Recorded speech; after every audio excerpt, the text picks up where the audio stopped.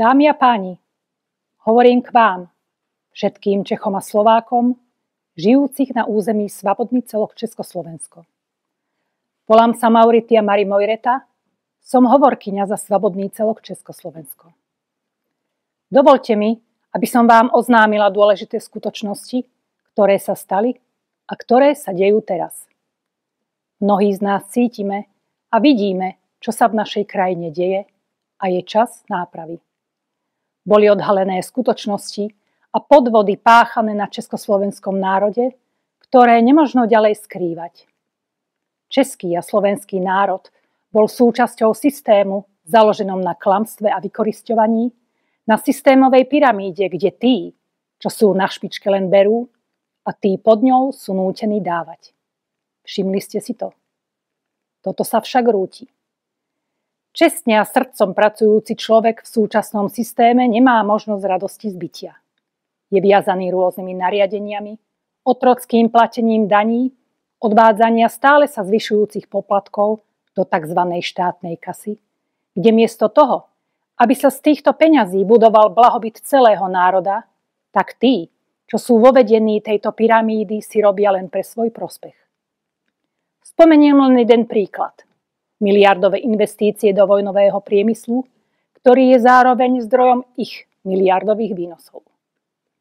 Malé i veľké podniky, spoločnosti majú neustále zhoršujúce sa podmienky pre svoju existenciu a preto sú nútení vyhlásiť bankrot aj po niekoľkých desiatkách rokov.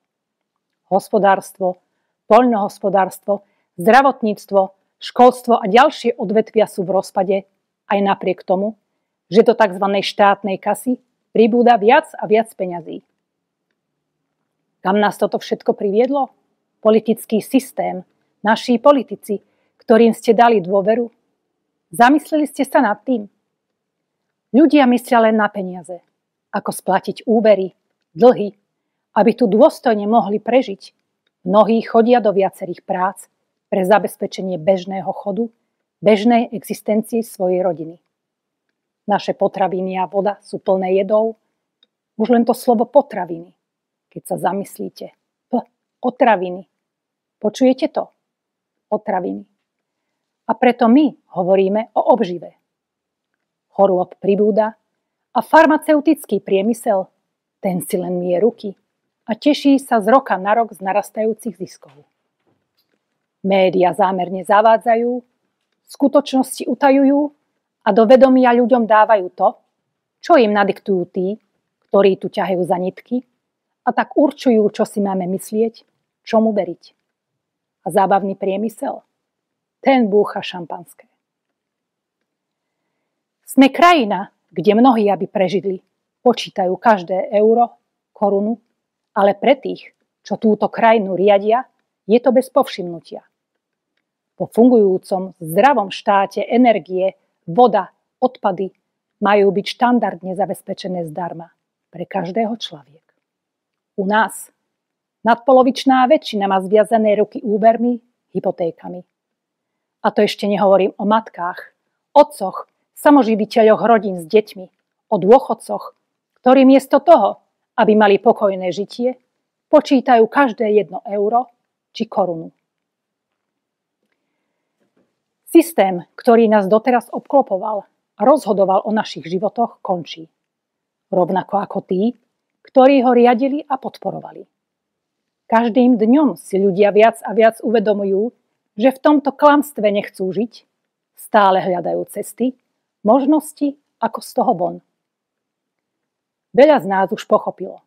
Ak chcem zmenu, je potrebné začať sám od seba. Ležiac na gauči a len prizeraním sa nič nezmení. Spoločne tvorme zmenu k slobode a k lepšiemu žitiu.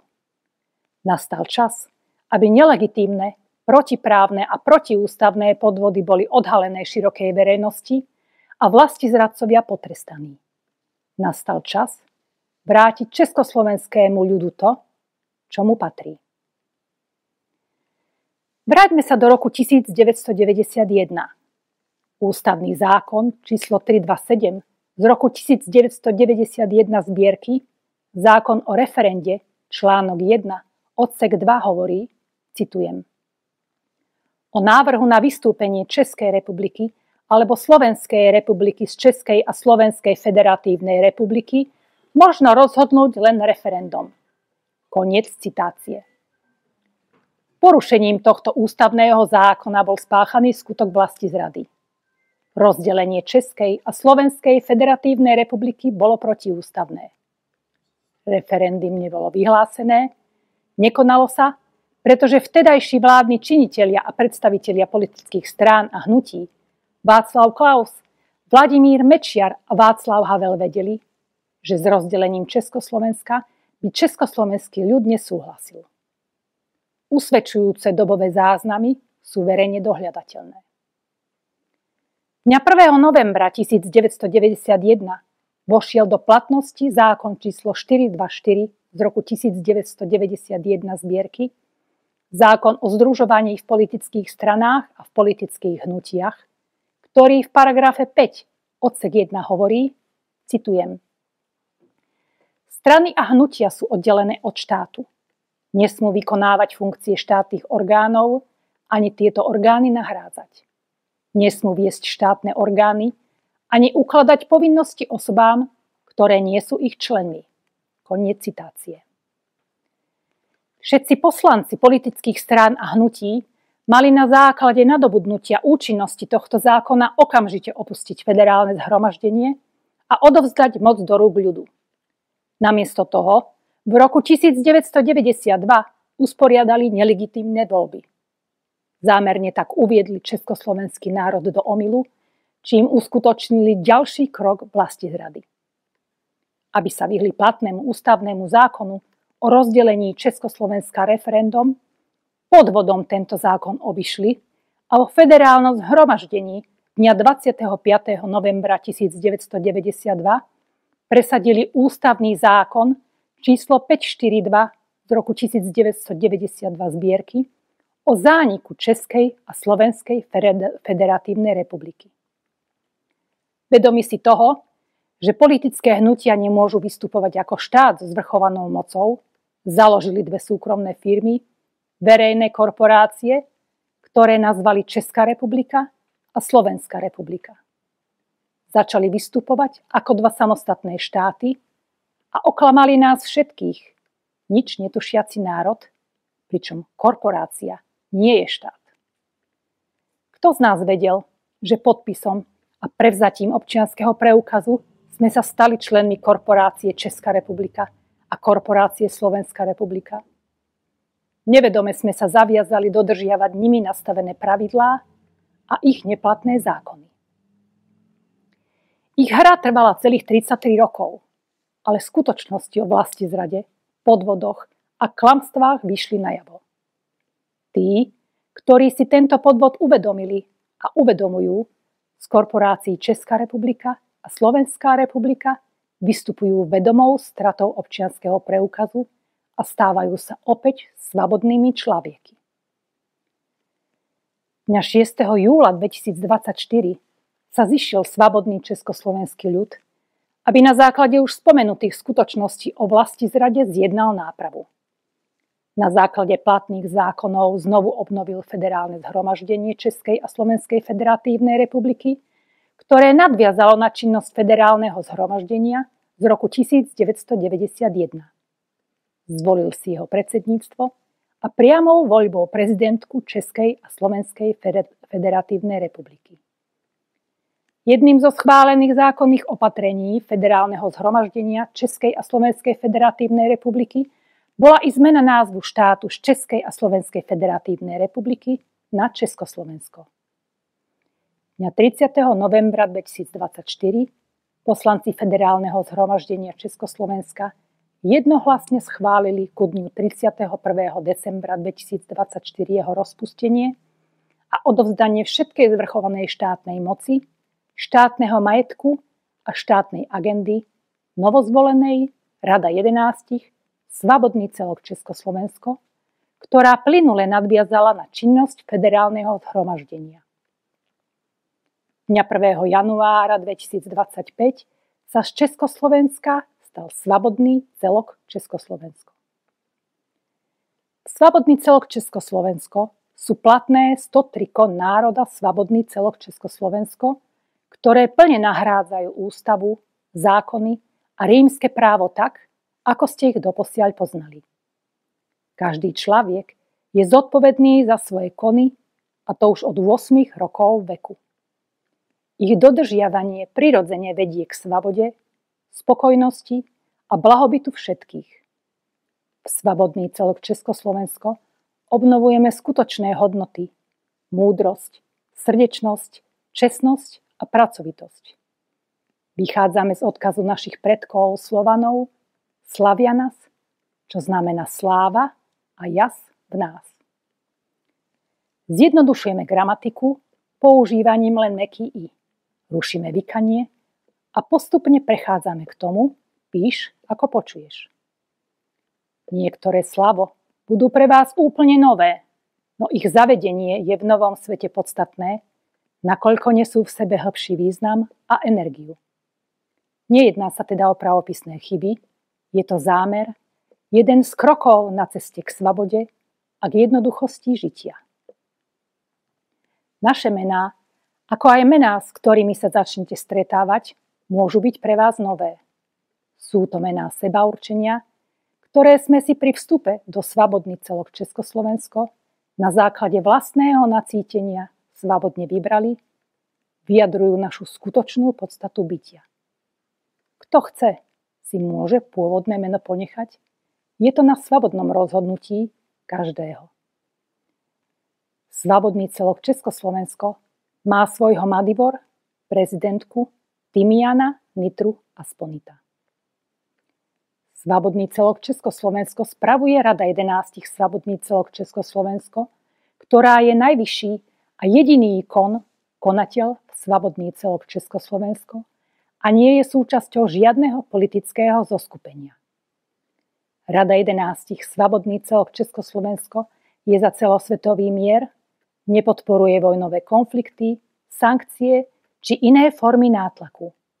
Spolupracuje s ostatnými národmi, rešpektuje ich, nezasahuje do ich pôsobenia a neprijíma medzinárodné rozhodnutia, ak je to v rozpore so 103 kon národa Svabodný celok Československo. Správa Svabodný celok Československo je rozdelená v rámci Rada 11 Svabodný celok Československo do 11 tematických celkov, ktoré sa môžu skladať z ďalších odborných oblastí. Každý odborný tematický celok spravuje jeden z 11 Madibor, predsedov Rada 11 Svabodný celok Československo spolu so svojimi konvibor. Každý konvor má svojho sikaria, predsedov a vorník, členov. Madibor Rada 11 Svabodný celok Československo a ich tematické celky správy Svabodný celok Československo sú Madibor Rulava Ozgumirta Federetarika spravuje a tvorí v oblastiach spravodlivosť, vrchný ochranca. Madibor Ušiva Motru Agesadri spravuje a tvorí v oblasti národná ochrana. Madibor Asprina Luva Gatrema spravuje a tvorí v oblastiach Girmida, znamená financie, národné registre. Madibor Vinira Mota Asika spravuje a tvorí v oblastiach vnútorné a medzinárodné vzťahy, Siránky, znamená deti. Madibor Ofran Dubo Lisomunadilovi spravuje a tvorí v oblastiach Osida, znamená obce, mestá, vnútorné záležitosti. Madibor Asanir Giva Atriopa spravuje a tvorí v oblastiach vzdelávanie, centrá rozvoja, vrátane autoškôl, práca. Madibor Taša Sovuna Izomara spravuje a tvorí v oblastiach zdravie a starostlivosť o telo, národná stráž. Madibor Timiana Nitru Asponita spravuje a tvorí v oblastiach obživa, poľnohospodárstvo, ostatné výrobky. Madibor Gini Liki Felisata spravuje a tvorí v oblastiach fauna, flora. Madibor Tebek Biparba a Šumirazu Spravuje a tvorí v oblastiach veda, výskum, technológie, priemysel, obchod. Madibor Parix Farubisi Liboza spravuje a tvorí v oblastiach dopravy, stavba, rozvoj. Viac podrobností k jednotlivým oblastiam nájdete na našej webovej stránke. Koncom októbra 2024 boli korporátnym autoritám, to jest vláde Slovenskej republiky a vláde Českej republiky, Policajnému zboru Slovenskej republiky, Polícii Českej republiky, ozbrojeným silám Slovenskej republiky a armáde Českej republiky zaslané nariadenia Federálneho zhromaždenia o odovzdaní nelegitímne privlastenej verejnoprávnej moci a vedení štátu, odovzdanie štátnych budov a všetkého štátneho majetku, registrov a územnej správy znovu obnovenému Federálnemu zhromaždeniu Československa. Po prevzatí správy a riadenia Svobodný celok Československo Rada 11 Svobodný celok Československo naďalej pokračovala v informovaní o skutočnostiach, vyrozumením celého korporátneho aparátu, vládnym úradom, politickým stranám, ministerstvám, súdom, mestám, obciam, zdravotníckym zariadeniam, školským zariadeniam, výrobným podnikom, spoločnostiam, našim i zahraničným diplomatom a ďalším inštitúciám. Rada 11 Svobodný celok Československo vykonáva a koná všetko pre podporu a ochranu každého človeka žijúceho v Svobodný celok Československo a je plne zodpovedná za nastolenie, rozvoj a udržanie Azor-Vitar. Azor-Vitar znamená blahobyt pre každého bez rozdielu a je jedným zo 103 kon národa Svobodný celok Československo, kon 73. Na Azor-Vitar sa podieľa každý podľa svojho uváženia a slobodného rozhodnutia. Pracuje ten, kto to tak cíti, jeho tvorenie je v radosti, nie z nutnosti či z núdze. Tvoríme srdcom a pokorou ku všetkému živému okolo nás i v úcte k nám samým. Medzi sebou sa oslovujeme vlastným menom, nevykáme si, nepoužívame tituly ani oslovenie ako pán a pani, pretože úcta a rešpekt nie sú založené na pozíciách a titulovaní. Nikto nie je viac alebo menej. Každý je rovnako dôležitý pre spoločné žitie v tejto krajine i na celom svete. Falošná hra korporácií Česká republika a Slovenská republika na štáty sa skončila. Berieme si späť, čo bolo podvodom zobrané. Teraz prišla spravodlivosť národa. Vraciame nám sebestačnosť, nezávislosť, berieme si späť československé podniky. Znovu nastane rozkvet našich priemyselných odvetví, poľnohospodárstva, dopravy, miest a obcí, prírody, starostlivosti o zdravie, vzdelávania, rozvoj vedy, techniky i výskumu, s čím budú prichádzať aj nové technológie, ktoré sú nám utajované a odopierané. Svobodný celok Československo, každý jeden človek, ktorý sa rozhodne vedome vystúpiť z korporátu Česká republika či Slovenská republika, bude mať možnosť žiť v pokoji a v radosti tvoriť pre svoj rozvoj a prosperitu všetkých. Tvoríme miesto, kde nie je treba si požičiavať, prosiť ani žobrať. Miesto, kde sú lepšie podmienky k žitiu s bezpodmienečným príjmom, kde sa neplatia dane a voda, plyn, elektrika sú pre človeky zdarma. Firmy a samostatne tvoriaci človek platia iba pomernú čiastku. Tvoríme priestor pre fungujúce hospodárstvo, poľnohospodárstvo, zdravotníctvo, verejnú infraštruktúru, miesto, kde medziľudské vzťahy sú srdečné a úprimné.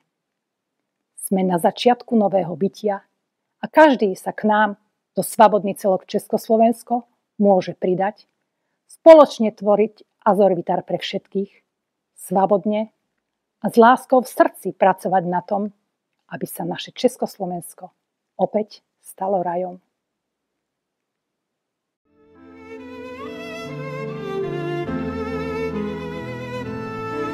každé ráno slunce svítí.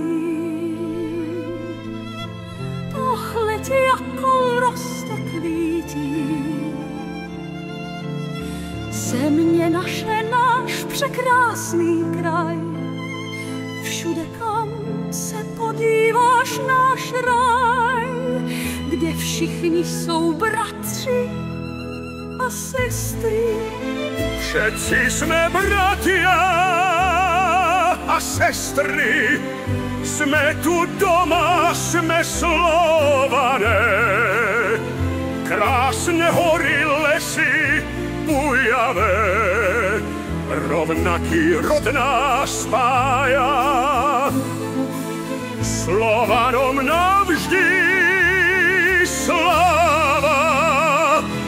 My s rodom slavia nás, i majem v srdci krásky jas. Vsegi bytí, my brati i svatí, od zemní na té form ablakom, zdrojne vsegim slavia nás rodom. Všetci sme bratia, sestry, sme tu doma, sme Slované.